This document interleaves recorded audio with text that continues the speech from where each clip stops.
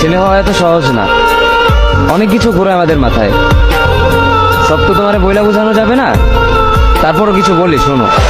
আমরা ছেলেরা বউর সামনে মার সাথে ভালো করে কথা বললে মার আঁচলে থাকা সন্তান, আবার মার সামনে বউর সাথে ভালো করে কথা বললে বউর গোলাম।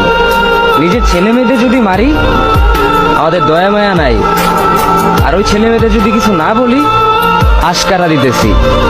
নিজের বউরে দিয়া যদি জব করাই সেই ক্ষেত্রে আমি বউর কামাই খাই, আর যদি বউরে দিয়া জব না করাই আমি সন্দেহ করি।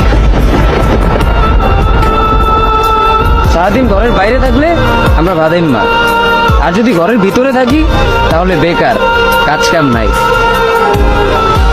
আর এই তোমাদের মেয়েদের গায়ে যদি আমরা ভুলেও টাচ করি না আমরা নির্যাতক, আর যদি তোমরা মেয়েরা আমাদের গায়ে হাত তুলো আমরা কাপুরুষ। আর একটা ছেলে কি বা করে পুরো লাইফে নিজের জন্য? মার ওষুধের থেকে শুরু করে বউ বাচ্চার প্রত্যেকটা সব পালন করার দায়িত্ব একটা পুরুষের। কিন্তু কি লাভ এত কিছু কইরা? দিন শেষে একটা ভুল করলেই সবাই ভুলা যায় যে কে কি করছে তার জন্য।